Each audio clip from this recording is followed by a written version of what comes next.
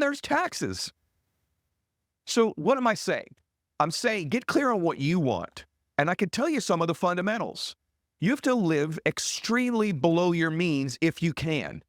So I think one of the reasons I've been able to generate a pretty good income in my life, and I don't say that to brag to you, I say that to say that I'm qualified. I say this to you because, listen, when I was making minimum wage working at an orphanage, I still opened up a forced savings account in a mutual fund for $25 a month. No matter what I've ever made, I have paid myself first. I have tithed and I've paid myself first, then I paid the other things. So if that meant I had to go without a cable TV back in the day, which would be equivalent to Netflix now, I went without it. If that meant I had to make my lunch to bring to work so I didn't blow $10 or $20 a day on lunch, I would do that and save that money. And because I started those habits young, or at some point I started them, as my income went up, I stayed the same way. One year, I made multiple six figures and I was living in a $700 a month apartment, just saving the money. And so what I think most people underestimate is to the extent that you should live below your means. And I know it's very vogue on social media. Spend all your money, invest all your money. These are typically people that have never been wealthy or are wealthy temporarily, like those people I just told you that are 7 to 10 times more likely to file bankruptcy, even though they make $1 million a year, even though they make $500,000 a year, because they have absolutely no money concepts. They do not understand the truth. So this idea of get all of your money out of the bank, invest all of it, go into debt, that works for a while until it doesn't. So should you invest your money? Yes. Should you? I think you should have some that you save, some that you invest.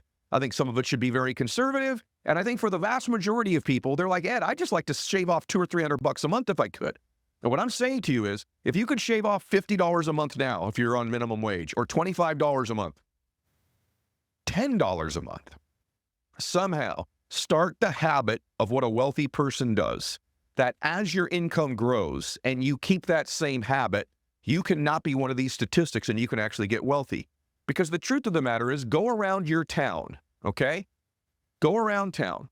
There are people retiring with some dignity. There are people retiring comfortably. And I know one of your dreams of your life is to someday be able to travel, someday be able to give more to your church, someday start your foundation, someday be able to retire your parents. And by the way, many of you listening to this are at an age where someday, maybe now, but certainly in the future, you may be caring for your children and parents at the same time. And right now, you're having a hard time just caring for yourself. So it's important that you begin to develop these habits. Some of them is extremely living below your means. And as you make more money, do not change your lifestyle. Actually save some of your money in cash when you can. And if none of that's possible for you right now, then what are you going to do to start to generate new income? Are you going to be an Uber driver? Are you going to do DoorDash? Are you going to start a second business? Are you going to start a side hustle? Are you going to get a second or third job? You know, when I was a little boy, my dad worked 3 jobs and we were on welfare for a while and we got off of it. And the way that we got off of it is my dad worked 2 and 3 jobs at a time. And I just see, if I can be really candid with you, I just see a lot of people who say they're broke that seem to have a lot of free time on the weekends.